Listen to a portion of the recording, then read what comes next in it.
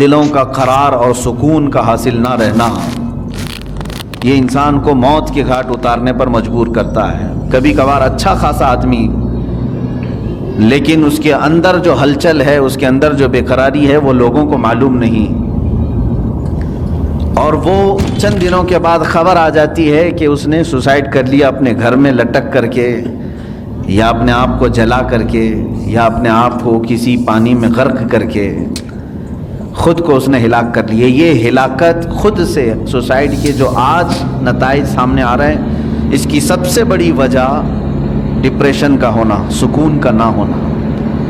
اے میرے عزیزو، اس قرآن عظیم میں اللہ تعالیٰ نے اس کا علاج بھی تو بتایا ہے، دوا خود اللہ نے بتایا ہے، اور اس نے ہمیں پیدا کیا، وہ بہتر جانتا ہے۔ ہمارے قلب کو اس نے بنایا، دل کو اس نے بنایا ہے۔ دنیا نے ہمارے جسم کا کوئی پارٹ نہیں بنایا، یہ سب رب ذوالجلال کے کارہائے نمایاں ہیں، قدرت کے کرشمے ہیں۔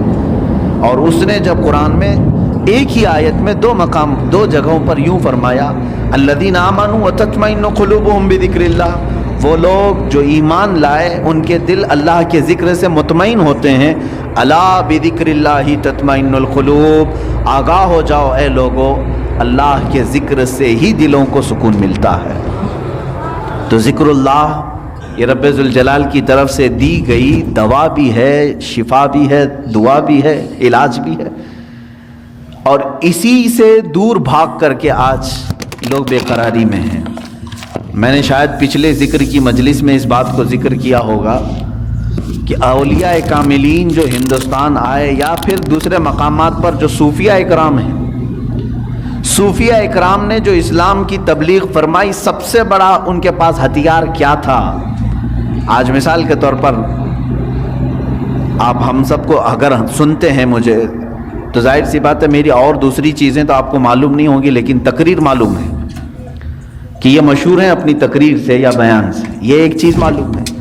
اولیاء کاملین کا ایسا کون سا بڑا ہتھیار تھا، کون سا بڑا ذریعہ تھا جس کے ذریعے سے وہ تبلیغ اسلام کرتے تھے؟ وہ تقریریں زیادہ نہیں، بلکہ وہ اللہ کے ذکر سے لوگوں کے دلوں کو دھلتے تھے۔ اس چیز سے ہم بہت دور آ چکے ہیں۔ آج جو معاشرہ ہے ہمارے ہاں، قلب کی صفائی کا نظام ہی ختم ہو چکا ہے۔ آج ڈھونڈ کر کے نکالو، بہت سارے بچے پریشان ہیں، جو کچھ تحقیق طلب ہیں، جو ریسرچ اسکالر ہیں، وہ پوچھتے بھی ہیں کہ آج بھی ایسی کوئی خانقاہ ہے جہاں دلوں کی مرض کا، دلوں کی بیماری کا علاج ہوتا ہے؟ تو ہم جواب میں یہ کہتے ہیں، ہم بھی اسی انتظار میں ہیں، ہم بھی اسی تلاش میں ہیں۔ ہاں، ایسا نہیں ہے کہ پوری دنیا سے یہ سب چیزیں اٹھ گئی ہیں، الا ماشاء اللہ ترکی کے مشائخ آج بھی علاج کرتے ہیں، مصر کے بعض شاذلی مشائخ ہیں جو اپنے مریدین کی آج بھی تربیت کرتے ہیں۔ میں ان کی خانقاہوں میں بیٹھا ہوں، جہاں وہ رزق سے لے کر کے ذکر کے تمام مقامات، مراتب، دن اور رات کے تمام تر جو ڈسپلن ہو سکتا ہے راہ سلوک کا، وہ ساری چیزیں آج بھی بتاتے ہیں۔ لیکن یہ ماحول ختم ہو چکا جو صوفیہ اکرام کا تھا۔ آپ سلسلہ چشتیہ کے جتنے مشائخ کو آپ دیکھیں گے ہندوستان آئے ہیں، ان کے ذکر ہی مشہور ہیں۔ حضرت خواجہ سرکار غریب نواز رضی اللہ تعالیٰ عنہ کا ذکر مشہور ہے۔ ختم خواجگان میں بھی ان کے بعض اذکار شامل کیے گئے ہیں۔ خواجہ قطب الدین بختیار کاکی رحمۃ اللہ علیہ، حضرت بابا فرید الدین گنج شکر رحمۃ اللہ علیہ، صابر علاء الدین کلیری رحمۃ اللہ تعالیٰ علیہ۔ ان کا حال تو یہ ہے کہ قبر میں گئے، خود سے بنی بنائی ہوئی اور بند کروایا، اور 9 سال تک ذکر الہی میں مشغول رہے، باہر کسی نے ان کو دیکھا نہیں۔ یہ وہ لوگ تھے جن کے اوپر فنا کی کیفیت طاری ہو جاتی